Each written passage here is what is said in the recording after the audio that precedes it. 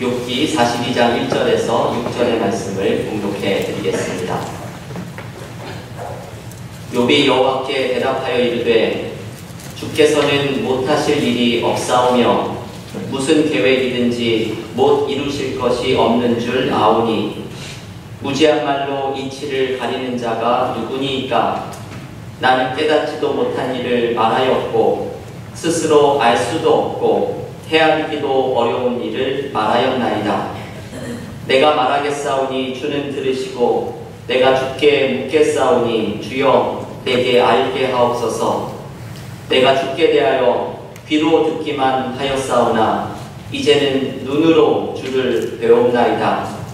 그러므로 내가 스스로 거두어드리고 티끌과 재 가운데에서 회개하나이다. 하나님의 말씀입니다. 7월 영성 훈련의 달을 맞이하여서 주일마다 욥의 영성을 함께 묵상해 왔습니다. 정직한 삶을 살았던 욥에게 찾아왔던 이유를 알 수 없는 고난 앞에서 욥은 어떻게 영적으로 성장해 가는지를 욥기는 보여주고 있습니다. 오늘 마지막 네 번째 시간에는 욥이 회복이 되는 장면을 함께 묵상을 합니다. 욥기 42장은 욥이 고난으로부터 회복이 되면서 잃어버렸던 재산과 자녀들을 다시 회복하는 장면을 소개합니다. 하지만 여러분, 욥이 이렇게 재산과 가족과 건강을 다시 회복하는 이 모습은 욥기에서는 사실 그렇게 중요한 장면이 아닙니다. 욥기를 물질적인 측면으로만 읽어가는 사람들은 이 욥의 회복의 장면에서 그렇게 큰 감명을 받지 못할 수도 있습니다. 왜냐하면 결국은 욥은 처음에 자식과 재산을 잃는 고통을 당했고 42장에서의 회복 또한 결국은 잃어버렸던 것에 대한 되찾음에 불과하다고 생각하기 때문입니다. 우리가 원하는 것은 애초에 이런 고통을 당하지 않는 것입니다. 고통보다는 하나님의 축복으로만 우리의 삶이 이끌어 가지는 것입니다. 그래서 욥의 회복이 잃어버렸던 재산과 자녀와 건강을 되찾는 것에만 초점을 맞춘다면 욥기는 그다지 우리에게 감명을 주는 이야기가 되지 못합니다. 하지만 여러분, 이 욥이 회복이 되는 장면의 핵심은 오늘 우리가 공독한 욥기 42장 1절부터 6절의 말씀 속에 있습니다. 이 말씀에서 욥은 재산을 회복하기도 전에, 자녀를 되찾기도 전에, 건강을 회복하기도 전에 이미 회복을 경험합니다. 우리가 이것을 발견해야 합니다. 욥이 물질적인 되찾음 없이도 회복을 경험하게 되었다는 것을 깨달아야 합니다. 욥의 회복의 핵심은 하나님과의 만남입니다. 욥기에서 하나님께서 오랜 침묵을 깨시고 욥기 38장부터 욥에게 찾아와 말씀하시면서 욥은 결국 하나님과의 만남 속에 자신의 고난의 의미를 발견하고 회복을 경험하기 시작합니다. 그래서 욥의 핵심의 회복의 핵심에는 오늘의 본문 5절 말씀이 놓여 있습니다. 욥기의 암송구절이기도 한 욥기 42장 5절에서 욥은 이렇게 고백합니다. 내가 주께 대하여 귀로 듣기만 하였사오나 이제는 눈으로 주를 배웁나이다. 여러분, 이 말씀은 참 귀한 말씀이죠. 우리도 이러한 고백을 드리는 믿음의 삶이 되기를 기원합니다. 내가 주께 대하여 귀로 듣기만 하였사오나 이제는 눈으로 주를 배웁나이다. 귀로만 들었다는 것은 간접 경험입니다. 남을 통해서 들었던 하나님의 모습입니다. 설교를 통해서 들었던 하나님이고 남의 간증을 통해서 들었던 하나님입니다. 하지만 욥은 이제 두 눈으로 하나님을 직접 봅니다. 이것은 직접 경험입니다. 이제는 내가 하나님을 보고 느끼고 들었던 하나님의 모습을 경험합니다. 욥은 고난의 의미를 찾으려고 하는 그 치열한 몸부림 끝에 하나님을 직접 보면서 엄청난 사실을 깨닫게 됩니다. 하나님을 만나니 모든 것이 이해가 됩니다. C.S. 루이스는 이런 말을 했다고 하지요. 우리가 천국에 가서 가장 처음 하게 될 말은 아하, 이래서 그랬군요 라는 탄성일 것입니다. 여러분, 이 C.S. 루이스의 말의 뜻은 무슨 의미입니까? 천국에 가서 하나님을 만나게 되면 그동안 우리 안에 풀리지 않았던 삶의 모든 수수께끼들이 풀려지는 경험을 하게 될 것이라는 말씀입니다. 욥은 하나님을 두 눈으로 직접 보면서 그동안 풀리지 않았던 고난의 의미를 발견합니다. 이 순간이 욥이 완전하게 회복되는 순간입니다. 여러분, 욥은 하나님을 만나면서 무엇을 깨닫게 되었을까요? 도대체 욥이 무엇을 경험하였길래 그 고통스러운 고난에서 회복이 되는 것을 경험하게 되었을까요? 사실 욥기 38장부터 하나님께서 폭풍우 가운데 욥에게 찾아와 말씀하실 때 이 이야기들이 도무지 이해가 되지 않습니다. 하나님은 욥에게 내가 땅에 기초를 놓을 때 너는 어디에 있었느냐? 내가 동물을 돌보고 먹이를 줄 때 너는 무엇을 하였느냐? 하나님의 말씀은 무슨 자연 다큐멘터리를 보는 것처럼 이해하기가 어렵습니다. 하지만 욥은 이 하나님의 말씀 속에서 대답을 발견합니다. 욥이 하나님을 만나면서 회복을 경험합니다. 욥이 하나님을 만나면서 발견하게 된 것은 두 가지입니다. 첫 번째, 욥은 하나님의 계획을 깨닫습니다. 자신의 삶이 하나님의 신비로운 계획 안에 있음을 발견합니다. 오늘 본문에 보면 욥은 하나님을 만나면서 모든 하던 말을 멈췄다고 말을 합니다. 본문 3절에서 이렇게 말씀합니다. 무지한 말로 이치를 가리는 자가 누구니까? 나는 깨닫지도 못한 일을 말하였고 스스로 알 수도 없고 헤아리기도 어려운 일을 말하였나이다. 여러분, 욥은 하나님께 원망하고 악다구니를 쓰던 모든 말들을 멈춥니다. 창조주 하나님을 만나고 보니 그동안 자기가 아무것도 모르면서 말해왔다고 느끼게 됩니다. 시인 조정권이라는 사람은 이런 말을 했습니다. 나는 말을 하러 왔지만 침묵만 지르고 말았다. 이게 욥이 느낀 것이죠. 나는 말을 하러 왔지만 침묵만 지르고 말았다. 하나님을 만나니 모든 말이 멈추고 침묵만을 지르게 됩니다. 하나님의 광대하심, 하나님의 오묘하심, 온 세상 만물을 붙들고 계시는 창조주 하나님을 만나고 나니 자신이 그동안 쏟아내었던 모든 불평과 자신의 의로움을 주장하는 모습이 모두 부끄럽게 느껴집니다. 욥이 하나님 앞에 침묵하게 된 것은 자신의 생각을 넘어서는 하나님의 계획을 발견했기 때문입니다. 욥기 42장 2절에서 욥은 이렇게 고백합니다.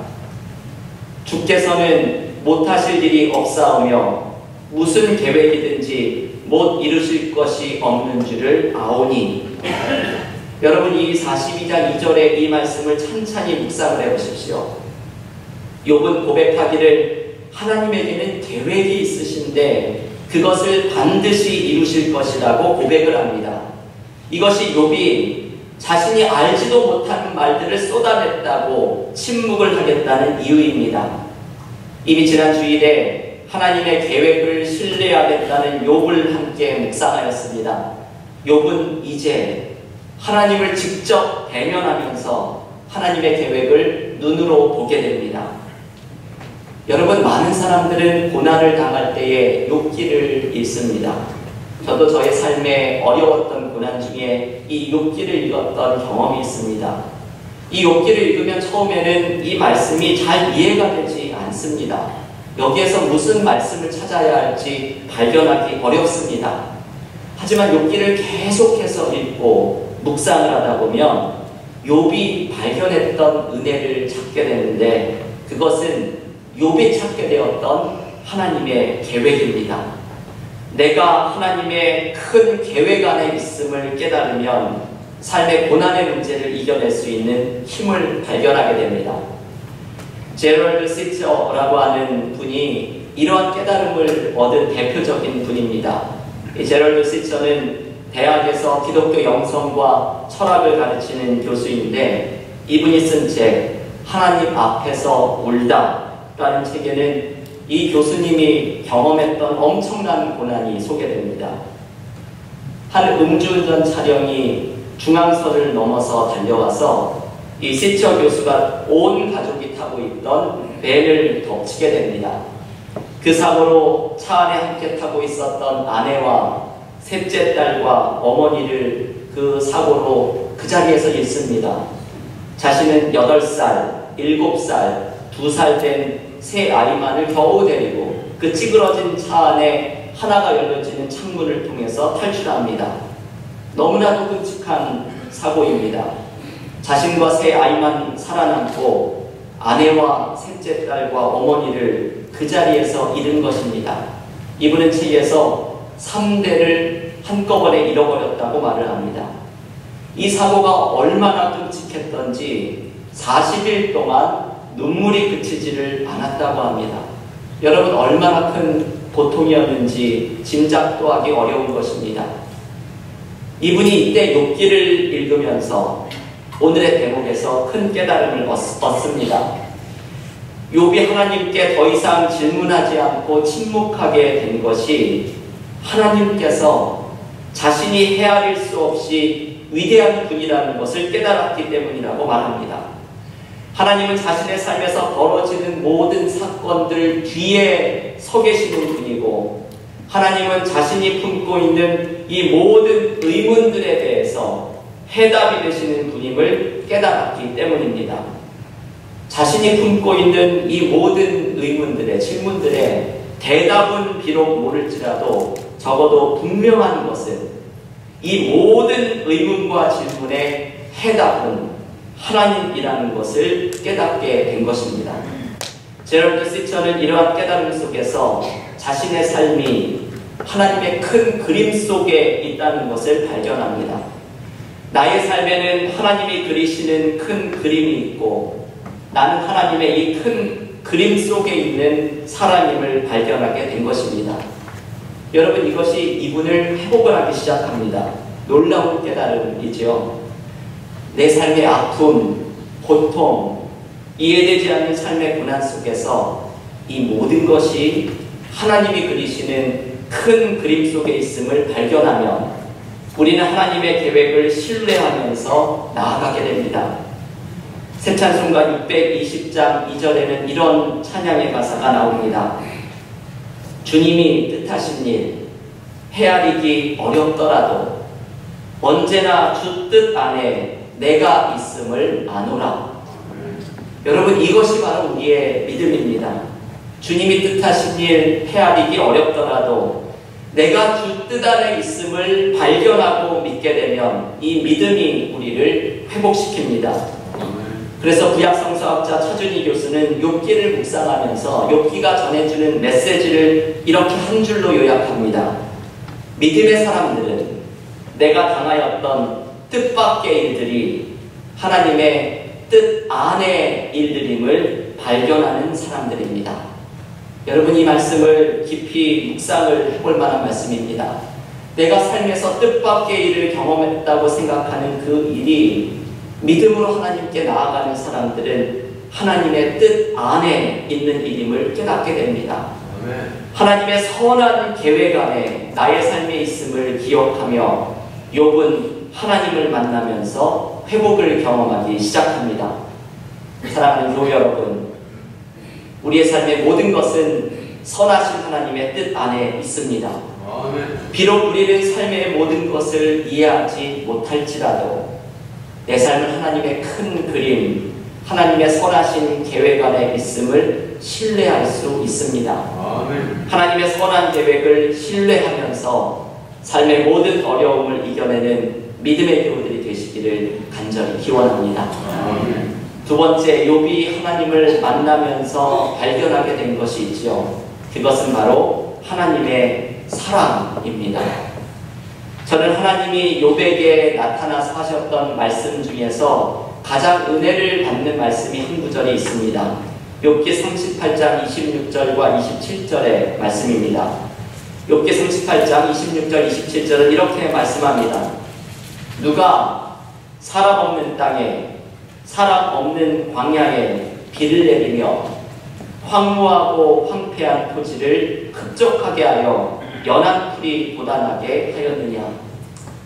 여러분, 이 말씀이 하나님이 욥에게 찾아와 말씀하시는 말씀을 잘 그 메시지를 드러내주는 구절 가운데 하나입니다. 사람이 없는 땅, 아무도 없는 광야와 같은 땅에 하나님께서 비를 내려주시면서 연한 풀이 돋아나게 하십니다. 이것은 하나님의 돌보시는 사랑을 의미합니다. 이 세상이 돌아가는 것은 창조주 하나님의 돌보시는 사랑 때문에 가능합니다. 욥의 시각은 이 하나님의 말씀을 들으면서 완전히 넓어지게 됩니다. 욥은 자신의 문제 하나를 가지고 씨름을 합니다. 자신의 고통, 문제를 가지고 씨름을 하고 있지만 하나님을 직접 만나보니 하나님께서는 온 세상을 품으시고 사랑으로 돌보아 주시고 계신 분임을 발견하게 됩니다. 광야의 풀 한 포기도 하나님의 사랑 때문에 살아감을 발견하게 됩니다. 그 순간 욥은 깨닫습니다. 나의 삶이 지탱이 되고 있는 것도, 삶의 모든 고난을 이겨낼 수 있는 것도 내가 비록 느끼지는 못하지만 하나님의 돌보시는 사랑 때문에 가능하다는 사실을 깨닫습니다. 우리가 하나님을 만나면 발견하게 되는 것이 여러분, 하나님의 이 돌보시는 사랑입니다. 그리고 이 사랑을 발견하면 삶의 고통도 그 힘을 잃고 삶의 위기를 극복할 수 있는 힘을 경험하게 됩니다. 저는 하나님의 사랑을 경험했던 여러 순간들이 있습니다. 오늘 설교를 준비하면서 저는 저희 아버지를 다시 한번 떠올렸습니다. 제가 젊은 나이에 결혼을 하고 하루는 어머니가 찾아오셔서 300만 원이 된 통장을 주셨습니다. 그 내용이 기가 막혔습니다. 아버지가 오랜 기간 동안 저를 생각하면서 모으신 돈이라고 어머니가 전해주셨습니다. 7남매 막내였던 저를 아버지는 걱정을 하셔서 어릴 때부터 막내가 결혼하는 것을 보고 죽어야 하는데 말씀을 많이 하셨습니다. 아버지는 제가 걱정이 되셔서 한 은행의 광고를 보고는 적금을 드셨습니다. 300만 원을 저금하면 융자를 받을 수 있는데 아버지 계획은 혹시라도 부모님이 잘못되면 제가 그 300만 원으로는 조촐히 결혼식을 하고 돈을 융자받아서는 작은 방이라도 마련해서 살림을 시작하라는 계획이었습니다. 어머니가 이 통장을 놓고서 가신 후에 저는 그 통장을 받아들고서는 한참을 울었습니다.